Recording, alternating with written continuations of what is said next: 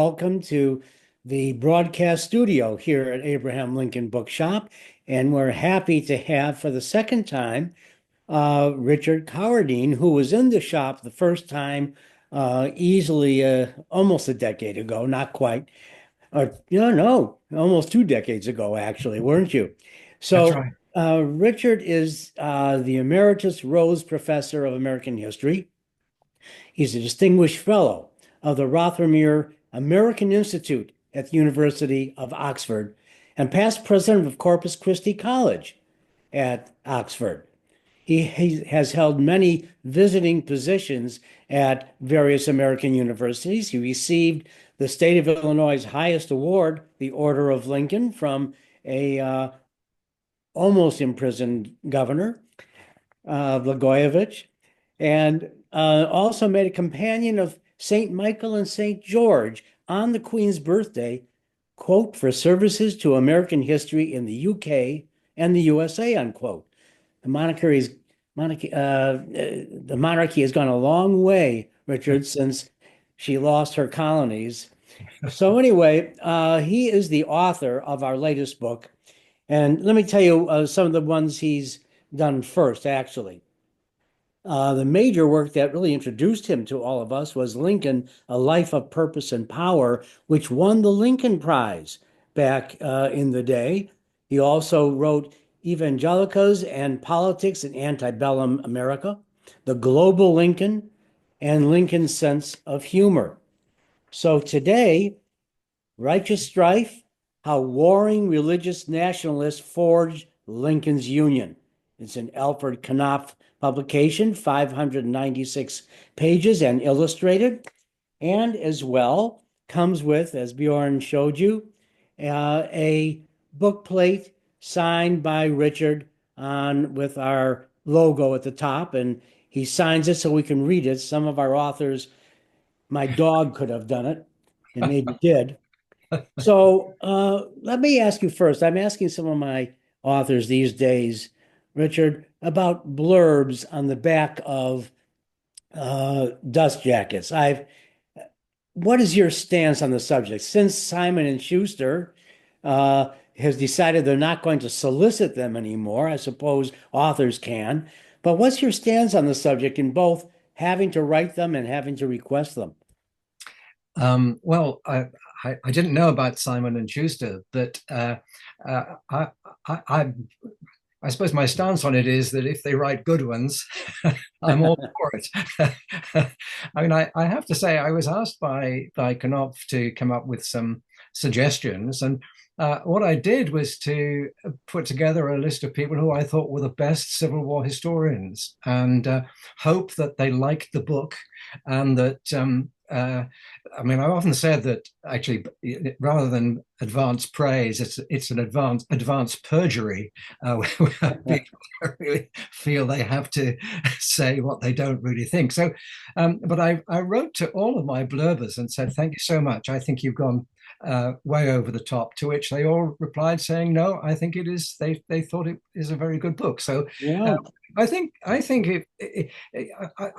the public can read between the lines, actually. Well, I Uh, whatever they do, I know that these are wonderful blurbs. John Meacham, Alan Gelzo, Joan Ward, James Oakes, Sean Willens, not bad company. no, So I was just curious what yeah. about that. Since you wrote on the Global Lincoln, I have to ask you this. Back in 1989, just before the evil empire, the Soviet Union broke apart, there Yeah. was a poll in Russia, and they asked who were the 50 most important people in history. Well, the first 10, 12 were the usual reprobates of Brezhnev and Molotov and Yes, yes, Lenin and Stalin and those types. The first Westerner was number 36, Abraham Lincoln. yes. First one.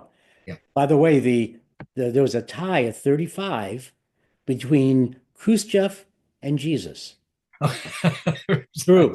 right. Now, my father, who was a psychoanalyst when he was president of the American Psychiatric Association, had brought in a group from China.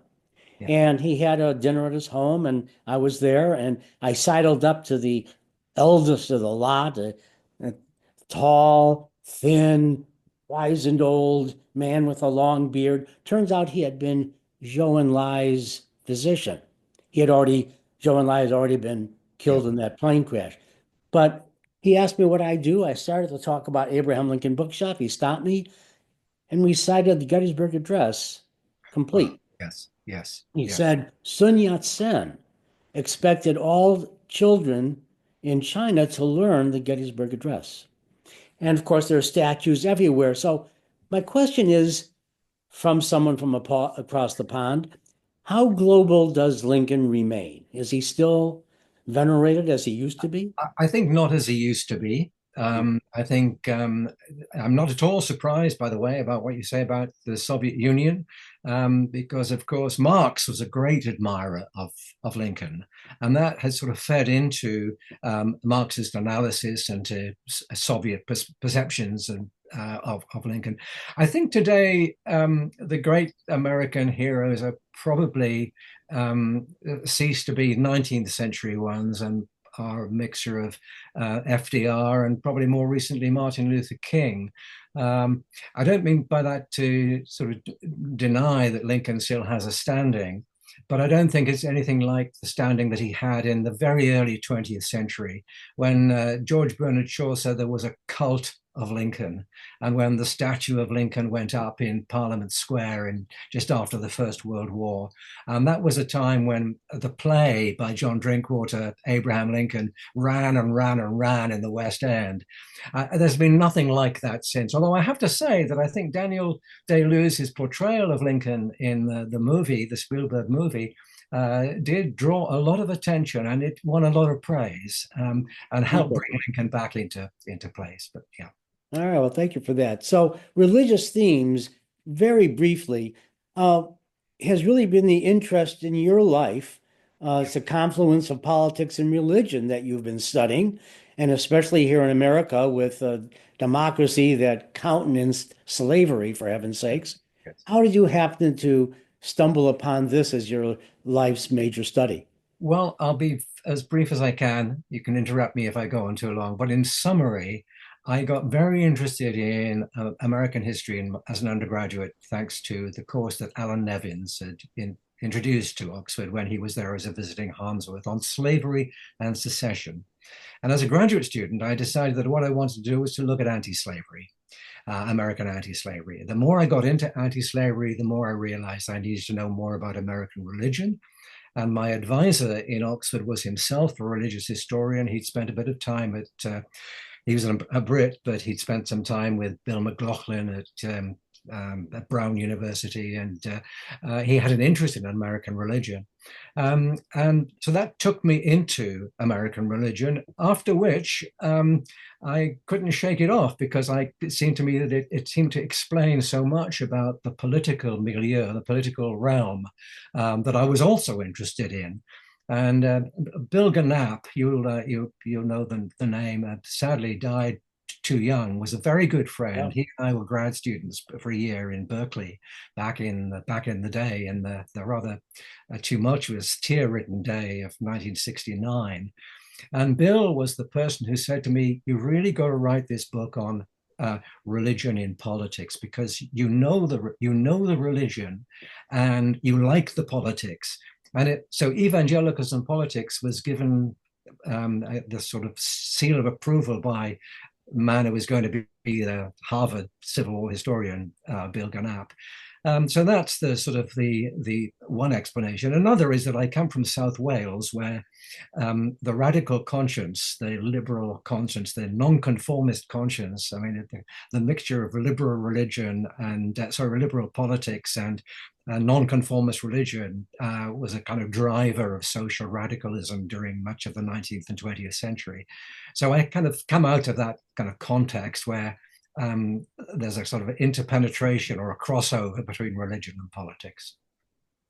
Well, let's get into the book. I guess the most important phrase would be religious nationalism that permeates the book. Um, So maybe you could quickly define that for us. And uh, is when you talk about it, you call it a plastic concept. So I'm wondering, is it plastic in the original malleable sense, or what has become rigid? Yes. Well, when I say it's plastic concept, I think I mean that various people have used it in a variety of different ways. And I use it in a very Which simple is way, malleable, by the which way. is malleable. Exactly, exactly. Indeed, indeed. And I just use it in the simple way. It's not too technical. It's where you have a fusion, really, of religious purpose and nationalist vision.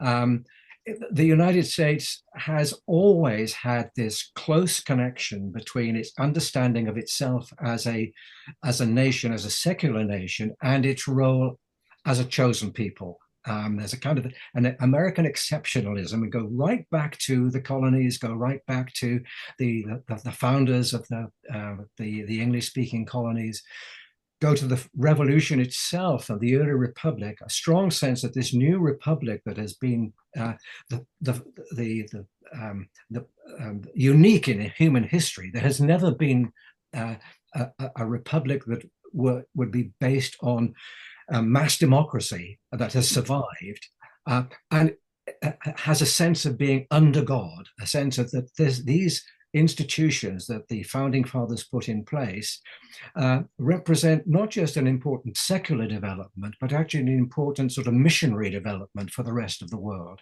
So I've Hmm. always understood the American nation to mean something more than just the secular institutions, but as something that actually has a purpose, a divine purpose, a divine democratic purpose.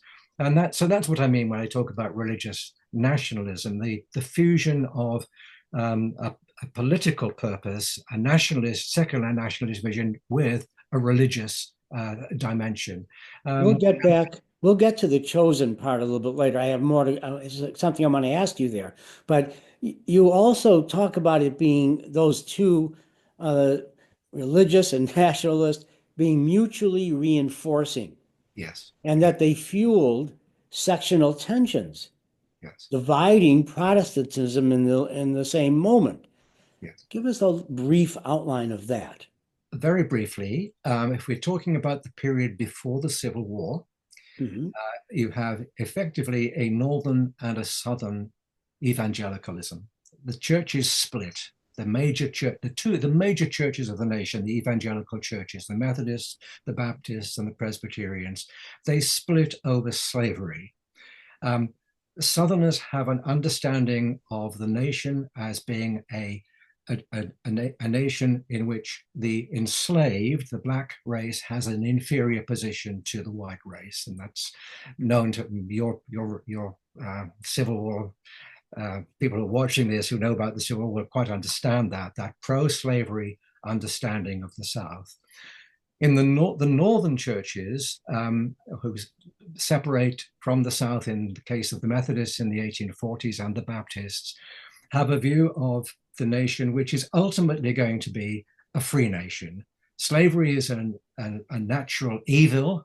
It's something that is not the fault necessarily of the South, but it exists. And until the nation is cleansed of slavery, it will not be true to its purpose, its scriptural purpose. So you have Southern nationalists who, before the Civil War, are American nationalists too, but want to impose on the American nation a vision of the future which is a slaveholding vision, and the Northerners before the Civil War who want to see the slave system eventually removed.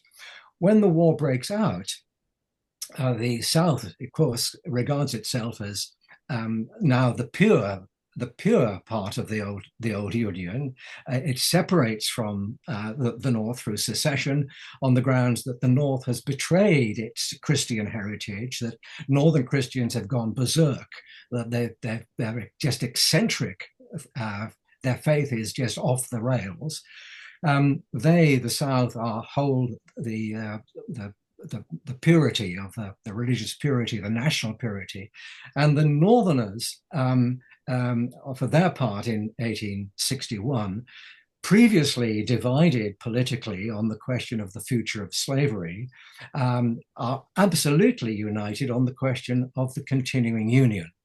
So you have it in 1861 and in April of 1861, Southerners who are pro-slavery and want complete separation, at least in the 10 states of the Confederacy, once the war breaks out, and the Northerners who actually want to see the Union held together.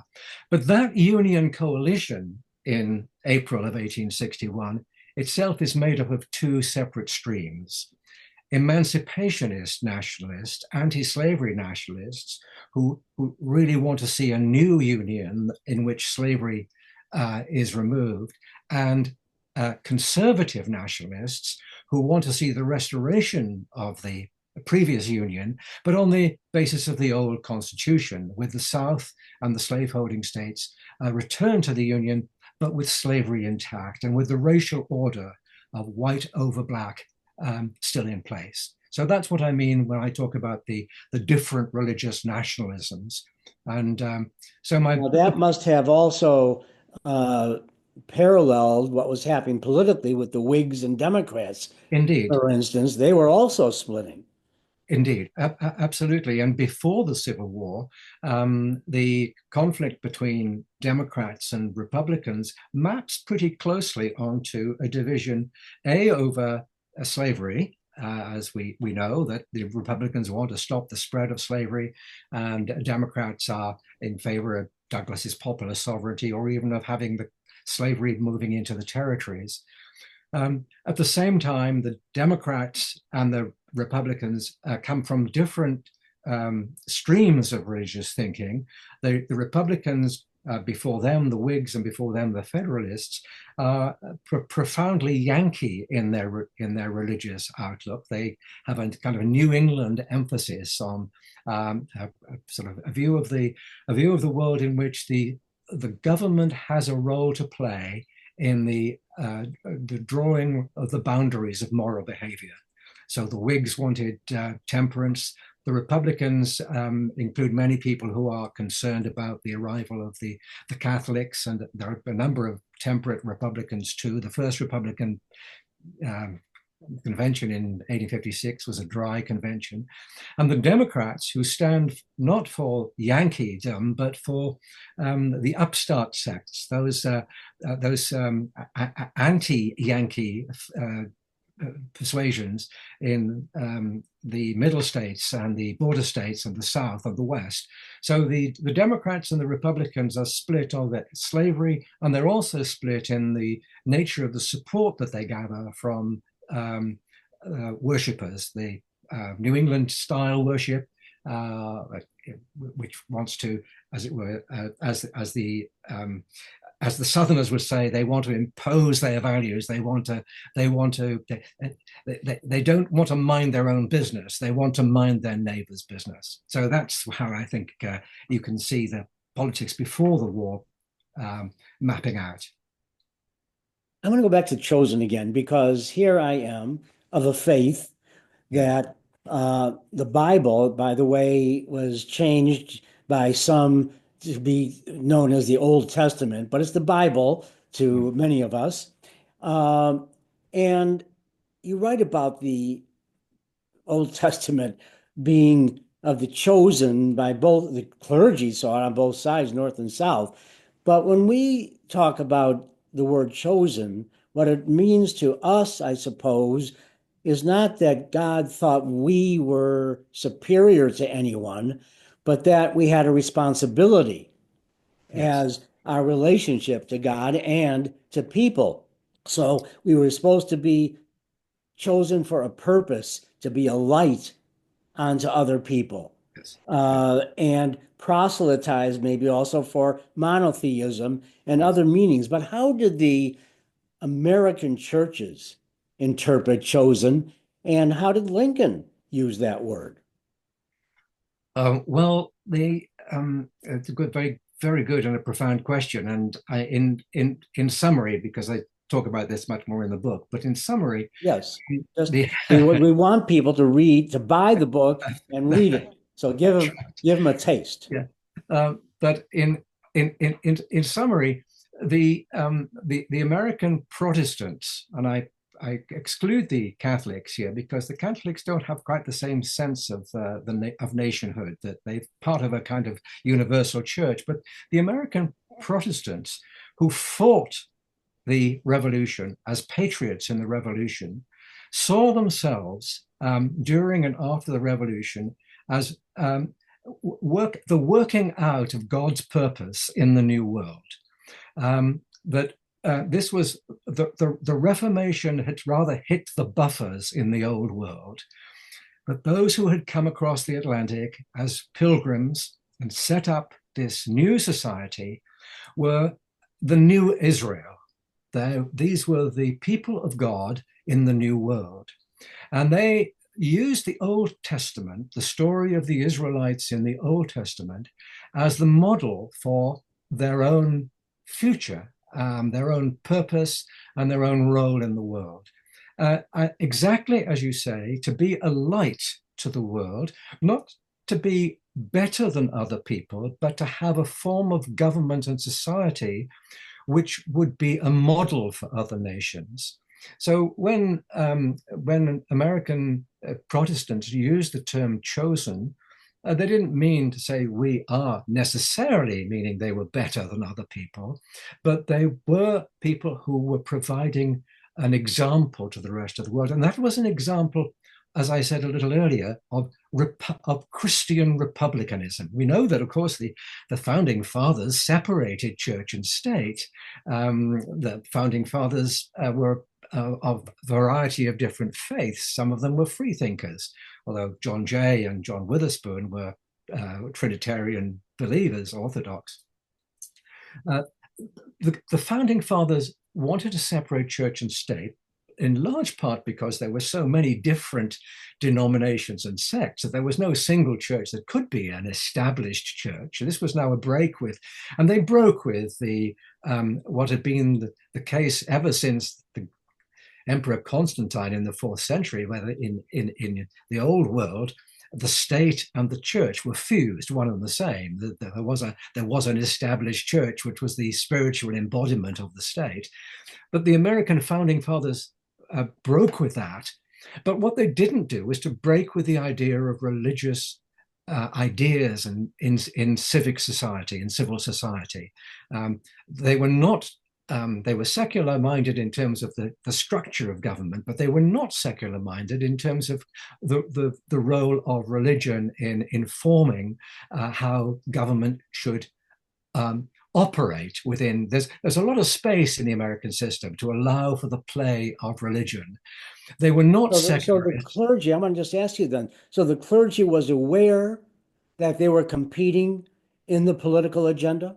They knew that the clergy understood that their role in they understood their role in America after the founding as to invest the institutions with a Christian character.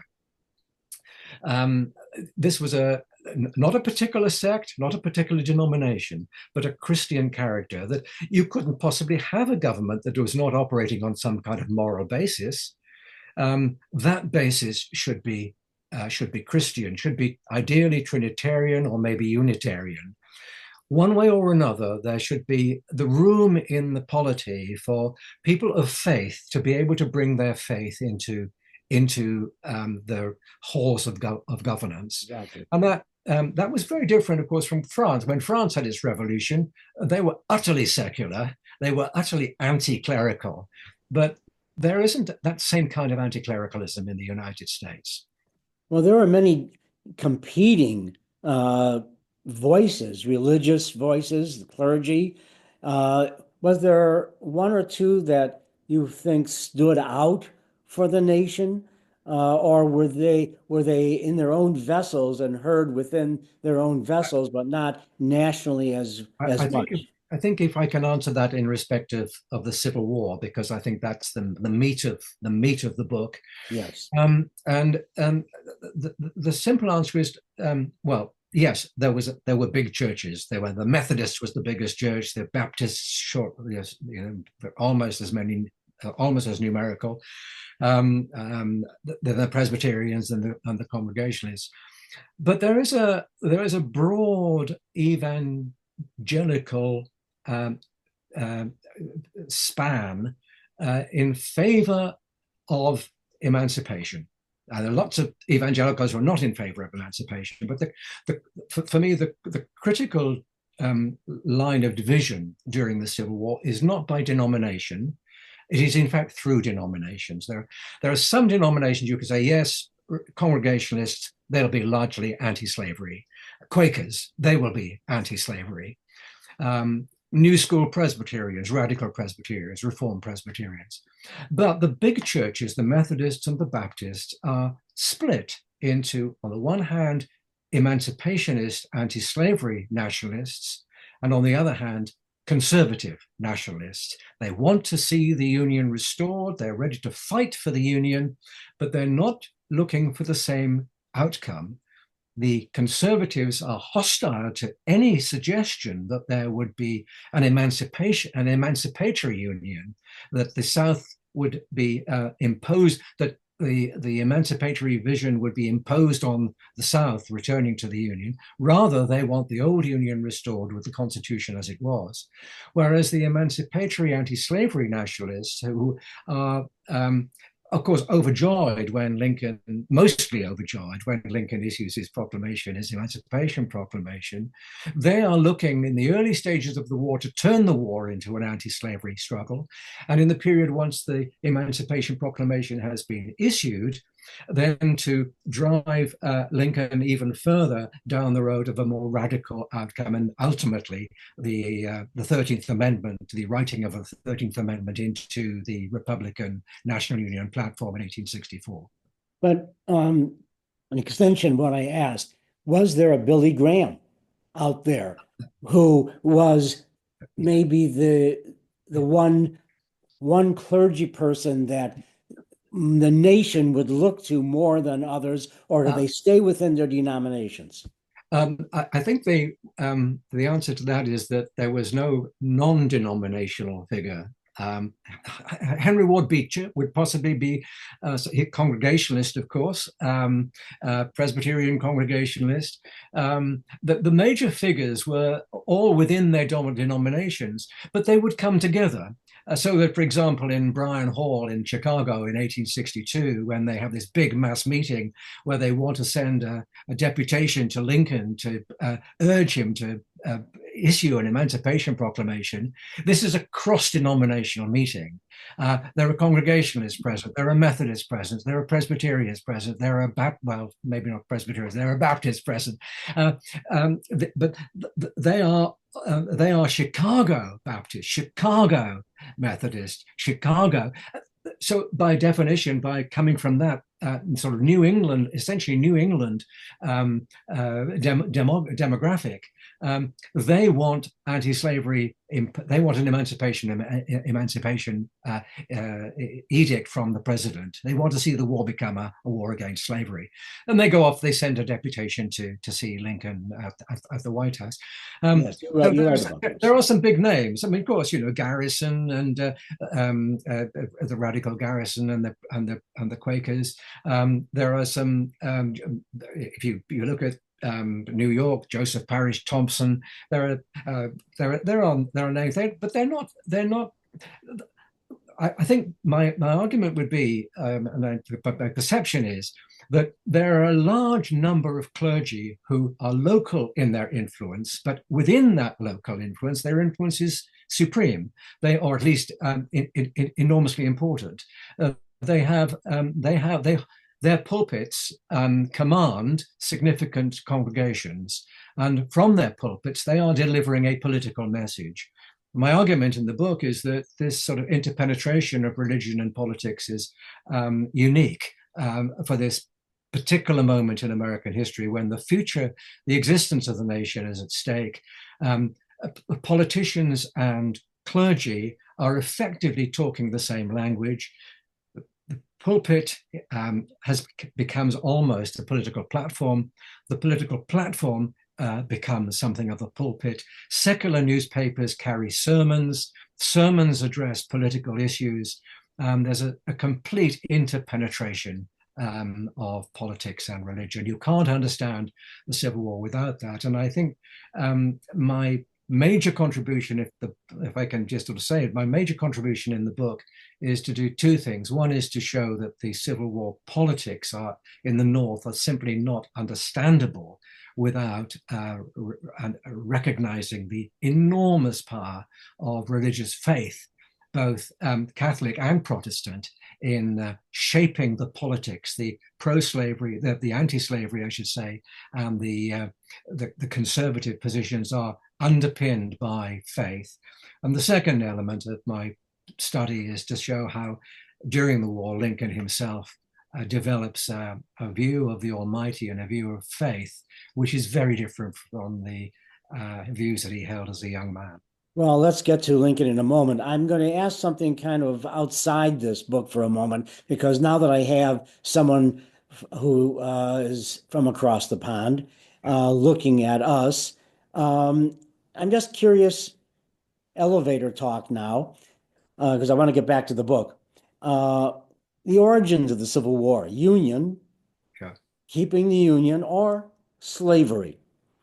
And, the I think many struggle with that and what Lincoln wanted to do. Personally, I think Lincoln was like an electron. He was in two spots at the same moment. That's it. And it was both to him. And because slavery couldn't end without Union being kept, and certainly Union was the the end all for America, the beginning of it, Declaration of Independence and Constitution. So what do you think? Is Yeah. it both at the same moment? It is both. I mean, I would say that you need to distinguish between what causes the war and what the war then became about. Well, yes, I'm talking about the cause. There would have been no war had there been no slavery. I'm absolutely clear of that, and Lincoln understood that too. Um, but the war then became, because of this, the South seceded because an anti-slavery party won the election in 1860. Anti-slavery, not abolitionist, but it wanted to restrict the spread of slavery. The South thought that this was the entering wedge of abolitionism, and they secede. And the secession conventions make it very clear that what's at the heart of their secession is their protection of slavery. The North goes to war in April of 1861 to defend the Union, not to end slavery.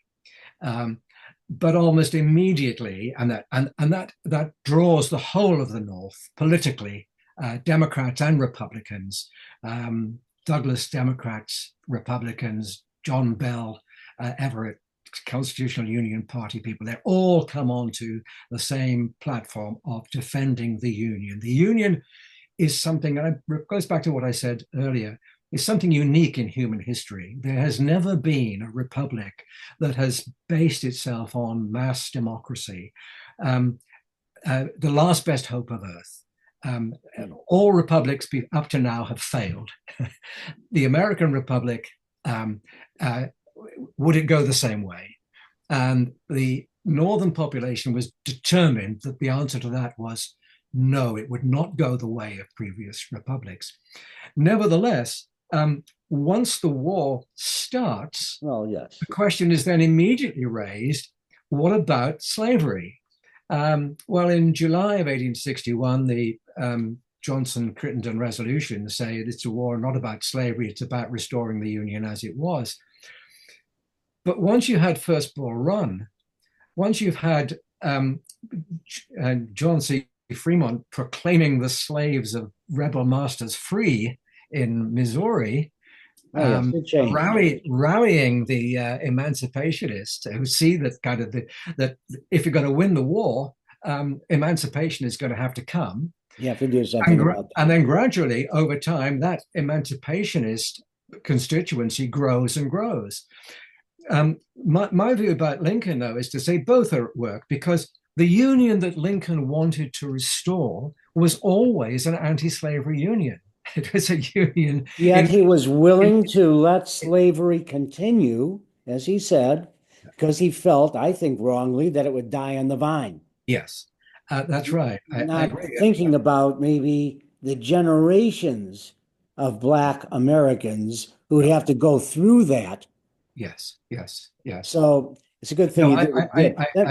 I agree about that. But I think so yes, I think Lincoln before the war is much too sanguine about the future of slavery, much too sanguine about the future. He certainly therefore, Yet he had a red line yeah, not to let it go into the territories. I think that's that right. was maybe the most Because it would, significant thing that he ever did, yes, emancipation that's right. It included. was going to, you choke slavery. You put a band round the oak tree, you choke it where in the South. But as you rightly say, it would have taken generations, or it would have taken time at least. We don't know how long, but it would Yeah. have taken significant time. But Let once me the ask war you starts, about, once the war starts, for Lincoln, it is both. It becomes, yes, yeah, I yeah, agree with you on that. I want to ask you about Lincoln because you have written this book, uh, you know, many years later, a decade and a half later after your first one. Leonard Swett, as you say in the book, uh, said that Lincoln had a natural religion, the head yeah. of which was justice, that he didn't believe in God, only was on his side, but of course, uh, by his own words. But he also, as president, was signing 20,000 military commissions over and over and over and over, sending young men off to lose limbs, if not life. And that had to have an effect upon him and his religious thoughts. So, looking back in your first book back in '09 and the A Life of Purpose and Power, uh, and you talk about him prevailing because of political party, his political skills and oratory, and religion. So, how did you view Lincoln then? Do you view Lincoln after all of this time and with this book differently? Or did you change your thought or did Lincoln change in front of you? I think in Lincoln, A Life of Purpose and Power, I was clear that Lincoln during the war changed his ideas about God. And I know that it, it's clear that Lincoln, as a young man, was not a believer. Um, he was, as James Matheny said of him, his groomsman at his wedding, Lincoln was at times almost an atheist, and one occasion he said he called Christ a bastard, and he was very sort of dismissive, really, of the divinity of Christ and of the inspired nature of the Bible.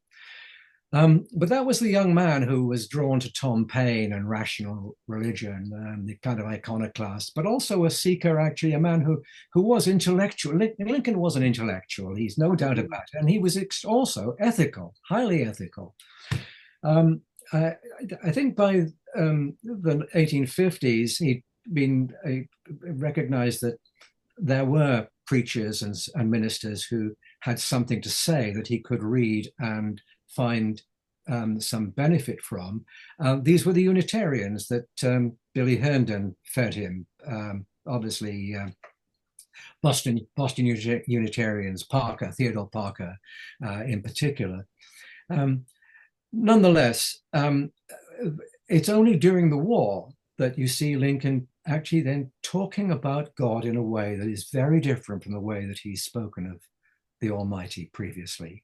I mean, there have been references to the Almighty during the debates of the 1850s, but essentially Lincoln's position, his ethical position in the 1850s in respect of slavery was Enlightenment secular, Enlightenment rationalism, natural rights. Um, he took pleasure in knocking back Frederick Ross, the pro-slavery theologian, and recognizing that there were and as he said about the Bible, there could be a squabble from, if you read the Bible, a kind of squabble over its meaning with regard to slavery. But once we get into the war, indeed, when Lincoln leaves Springfield, as he travels to Washington, we see him invoking for the first time seriously providence. Now, was that because he was speaking to audiences that he understood, had a very strong providential sense of the role of the world being ruled by a providence? Was it, in fact, a man recognizing the burden that he was now taking on, Mm, wanting to speak a language? I certainly think that whatever his position then, by the time he has suffered the death of Willie, he has, as you rightly say, been sending these men to their death. You have a war that is of increasing carnage. I don't think that Lincoln felt necessarily a sense of guilt, but I do think he felt a sense of huge burden of mm. responsibility. Yeah, I agree. And he was open to the idea, increasingly open to the idea of a God who intervened in human affairs.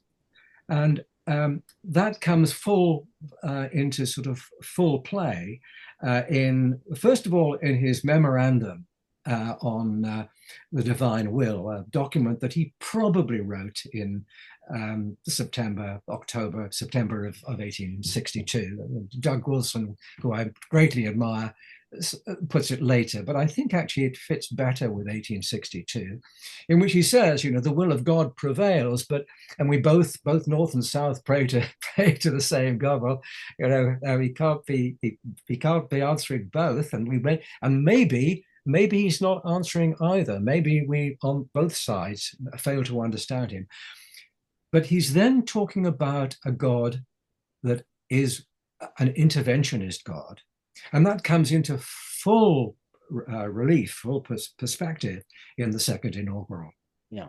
And now you could say, well, the second inaugural was a public statement. He was using the language of providence, the language of divine punishment, in a public forum where there would be some more than a few people who would actually see the world in his way.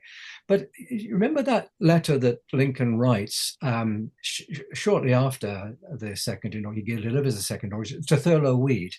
He misreads Thurlow Weed's, he misreads Weed's letter, in which he thinks Weed has complimented him on the second inaugural. But he replies, and he said, I thought this was a message that needed stating. We have woe unto the world because of offenses. What are these offenses? The offense is slavery. The offense and the punishment for slavery is a national punishment. It's a national offense and a national punishment. It's a sin that we have all participated in. The North has benefited commercially from slavery. So we're all familiar with those ringing phrases of the second inaugural. But he says to Weed, "I don't think that this. I thought this needed saying."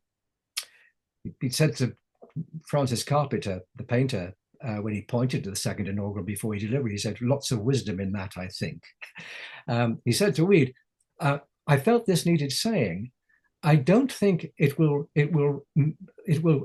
go down well because I'm offending a lot of people. But there is a God," and this is what he says, "there is a God ruling the universe. And I thought people needed to hear me say that." Mm. And and then he ended by saying, he said, "Since most of the humiliation falls on me, I thought it was for me to say so." Um, Let me turn toward cartoons that you use in your narrative, and you show in the illustrations a couple of them. One of them was this maybe fairly well-known miscegenation cartoon, and certainly the cartoons exploited the idea of racial amalgamation. Yes. How effective were these cartoons to the public?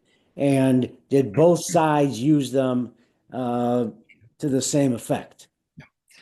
The answer is it's hard to measure the statistically the effect. If only we'd had a few some polling data, it would be very good. But what is clear is that the Democrats, and particularly the Copperhead wing of the Democratic Party, the Feeks and Banter publishers in New York, thought that there was a market for this sort of miscegenation, the racial mixing that a term that was coined in 1863 and which then features in the presidential campaign of 1864.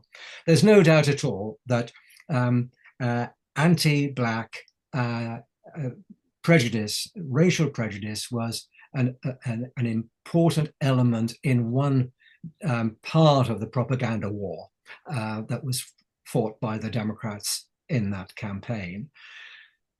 The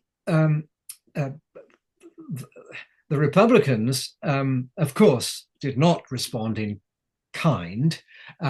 They had as part of their platform a call for the end of slavery, an anti-slavery amendment to the Constitution. They recognized, Republicans, National Union Party leaders recognized that the party was a coalition. There were a small number of radical Republicans whose view of the future America was that it should be an absolutely biracial society in which actually race ceased to have a role. Gilbert Haven, someone I enormously admire, a Methodist minister, subsequently bishop, argued that there shouldn't be the terms colored and white in the church manuals, in the church discipline, that those terms should be overtaken by a sort of colorblind Christianity. There were others of a similar bent, but mostly this was a small minority of the Republicans. They wanted an end to slavery. They wanted to see Blacks enlisted. They wanted to see Blacks treated as part of civic and civil society. What they didn't want was to go down the whole route of full racial equality. So it was difficult for them to push back completely against the miscegenation propaganda of the Democrats.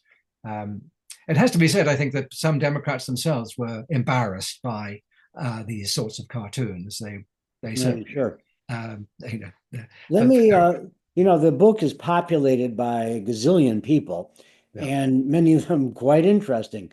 One of them, Parson Brownlow, I thought we happen to have a book that I can't find anywhere else, and not the best condition, but nonetheless, it's tough to find, maybe because it's in wrappers. Yes. Called Brownlow, the Patriot and the Martyr, showing his faith and works as reported by himself. Yes. And of course, called himself a martyr. I guess maybe others too. There's a image of him, a photograph of him in your book, but here is a woodcut of him and his daughter, actually, in his own book. Tell us about Parson Brownlow. He was an interesting guy. He started out fairly conservative, and did a real about face. Yes, I mean, and not only him. Also, you have John Minor Botts, another one who did the same thing. Yeah. I mean, what's interesting to me is how a number of these conservatives moved to become emancipationists, and large numbers of them during the course of the war. And the book plots that in some detail. But Brownlow is a figure a colorful figure that I first got to know when I did my book on evangelicals and politics. He was a firebrand, a Methodist itinerant minister, a editor of a Whig newspaper, the Knoxville Whig, a believer in the use of the federal government to promote economic development, and a pro-slavery figure who came north in 1858 to debate with the abolitionists on the question of slavery. He refused to debate with Frederick Douglass because he wouldn't tolerate the idea of debating with a black man, and he debated with a man called Abraham Prine, and after that returned to Knoxville.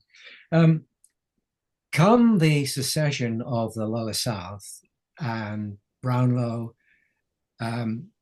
ponders not very long. There's a point, I think, where he does wonder which way he wants to jump, and then he recognized there's no way he can go with the seceded states. He's a deep believer in union. He's hounded out of Tennessee by the Confederates. And taken to Nashville and moved and sent across Union lines. He then becomes a hero in the North, and he goes on a speaking tour. Brownlow's capacity for vitriol and for colorful portrayal of his enemies is second to none. He draws huge crowds. He's entertained by governors of several states. He meets Lincoln at the Soldiers' Home. He becomes a celebrity in this age, this new age of celebrity culture. He becomes a celebrity. He's, as you just pointed out, he sells books. He becomes a rich man, and eventually returns to Tennessee, and of course subsequently after the Civil War became governor for a period, was governor of Tennessee. He's a very, very significant figure because he represents he said he would do anything to secure the Union, and he was willing and urged Lincoln to emancipate. He stood firmly behind the Emancipation Proclamation, and he said he would, and he wanted to arm the blacks. There was nothing that he wouldn't do to bring about the reunion of the country, and emancipation was a very important element in bringing that about. A fascinating character. Another one, though, was a feminine voice, Anna Elizabeth Dickinson. Yes. Who is interesting, I thought, because of many things, but she didn't really care for Lincoln. No. But she went out to stop McClellan. Now, I was thinking of the abolitionists, especially the ones here in the West versus those in the East. Ichabod Cotting comes to mind, who wrote a pamphlet urging, in 1860, urging other abolitionists to vote for Lincoln. He's not one of us, but his heart is there, and we might be able to advance our cause through him. And the Western abolitionists were a little more flexible than those in the East, I think, who followed a man or a woman to the nth degree and were less flexible than she. Tell us about Anna. She's just an interesting character. I mean, she's a very young woman. She's a very, very able speaker. She's a powerful speaker, very compelling, and of course, it was said, wasn't it? That the idea of a woman preacher was Samuel Johnson, I think. It's the idea of one woman preacher. Well, it's a bit like sort of a dog walking on its hind legs. It's remarkable, and the point about Anna Dickinson, not just that she was a woman speaker, but she was a very, very good woman speaker, absolutely compelling, and she told it like it was. And she, as you rightly say, she thought Lincoln was slow. He was compromising. You could say she didn't have a political mind, but what she did have was absolute steel when it came to promoting the interests of the slave, the enslaved. I think what's very interesting, among one of the many very interesting things about the way in which this emancipationist nationalism draws support, is that and how it involves pro and anti-Lincoln people. The pro-Lincoln radical. There are pro-Lincoln radicals. Garrison, you said about Easterners who didn't want. Well, Garrison was a great supporter of Lincoln. You'd be surprised given that his pre-war position. But he recognized in Lincoln someone who was navigating very carefully and very well towards what he, Garrison, wanted, complete emancipation. And he stood by Lincoln through the campaign of 1864 and the preliminary to the nomination in a way that others, George Barrow, Cheever, Anna Dickinson, didn't. So the abolitionist community itself was split into those who were prepared to tolerate a little bit of slowness on the part of Lincoln because they thought his heart was in the right place. By the way, another person who also saw that was oh gosh, my mind's gone blank. I'll come back to it in a moment. But you talk about Codding's view was absolutely right, that as you describe it, Lincoln is slow, but his heart is in the right place. And Charles Hodge, were you thinking of Hodge? no, I was thinking of the congressman from Illinois who died in 1863, and oh dear, Browning? Oh, it was later. No. no, Okay. no. I'll just look at my yes. So let me ask you this. Let me ask you this, since we're coming to the end of our time. What was the populace like? Such a deep religion here in America. We're still seeing that playing out today. Yeah. Or even in a time of religion kind of ameliorating itself. This was after we're coming up to about 694,000 people killed in that war. Yes. That has to have an effect on the populace. Yes. What is God doing? It certainly did after the Holocaust, for instance, to many, many. How can you believe in a God that allows that? Well, did the populace feel that at all? Was there amelioration of a religious thought just after the war? I think there was what you describe, I think, did have the effect on some questioning the Almighty, the existence of an Almighty who could tolerate this.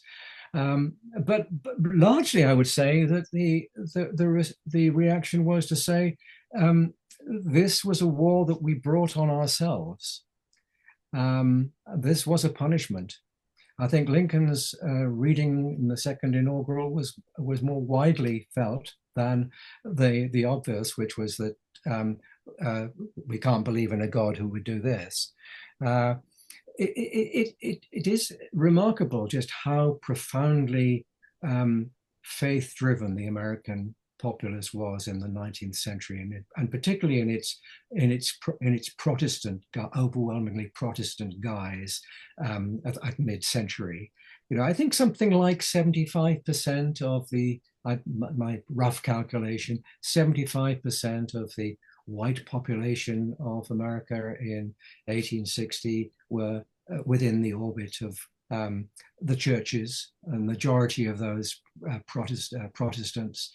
Quite apart from the fact that by then, very substantial proportion of the black population, the enslaved population, also churchgoers were either were fed religion by the planters, but then of course there were the churches of the free blacks, which were, we didn't even get to we didn't get to them, and the native population and the Jewish population, which I was going to ask you about. We haven't gotten to a lot, but you go through it in your book, and I urge everyone who's interested in this subject, which I think is fairly profound, that we have not really spoken of very much in the past, not enough that you've brought to the fore about this. I'm going to end with something just because I have that question in front of me, and you brought it up near the end of your book, that you're right, that anti-slavery nationalism led to today's white conservative Christian nationalism inside the Republican Party. Was that a direct line? No. No, I think I call it a serpentine development. Uh, what strikes Just me as very briefly, because we're at the end of our time here. I think what strikes me, and I'm sure many Americans too, is that the party of Lincoln, which brought about the emancipation of the slaves and through the 13th Amendment ultimately, and secured the reunion of a shattered nation. That Republican Party was the most radical mass political party in the world at the time, the most progressive, let me put it that way. Okay. It embraced men of and women of women may not have voted, but they certainly supported it one way or another. It embraced men and women, black and white, of faith, of progressive faith. They were often liberal Protestant faith. They had an idea of the nation which was multiracial, I won't say multicultural, but certainly multiracial. And we see a Republican Party today which makes open solicitation towards the idea of raises the idea of a Christian nationalism, and speaking to a Christian nationalist community, which is a white Christian nationalist community. I'm not suggesting there aren't other forms of Christian nationalism in the United States today, but that particular electoral demographic of the white Christian nationalists is now, in its religious term, a very deeply conservative, fundamentalist, literal in its reading of scripture, and quite intolerant in a way that Lincoln and his party were not intolerant.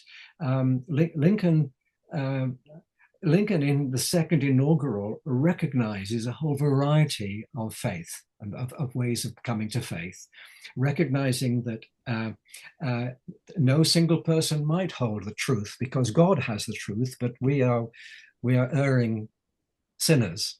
That seems to me to be a very different way of looking at the world than would be true of the Republican Party as we see it today.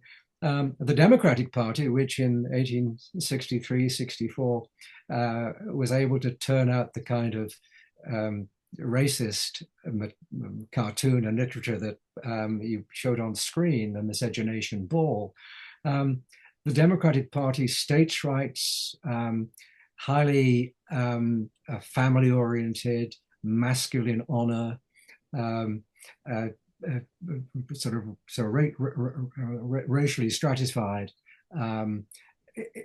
has been completely overturned by the history since. It's a different kind of, a totally different animal.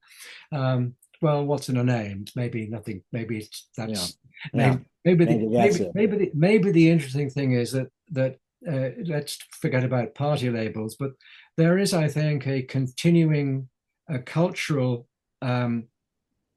stream coming from the era of the Civil War, which we can still see in some form today. Much modified because there's been mass immigration in the late 19th century, and the North stopped seriously thinking about the Civil War by the early 20th century. The South has really never stopped thinking about the Civil War. But so I think the streams that we see, those sort of cultural, those cultures, the multiple cultures that we see in the United States during the Civil War, do continue to play a role, albeit buffeted and plasticized by time, as it were. Right. They're still there. Some of those elements are still there. Well, fascinating book. And I got through it, and I even got into some of the footnotes that got me down into a hole, every once in a while, rabbit hole. Righteous Strife, how warring religious nationalists forged Lincoln's Union. I think it's a worthy book to have on your shelf and to get into and start to study a bit. And of course, you'll get a first edition with a Carwardine signed book plate. We thank you so much, Richard, for being with us again. And we'll look forward to another book. Keep writing. Thank you very much indeed, Daniel. It's been a pleasure to be with you. Thank you very much for your time.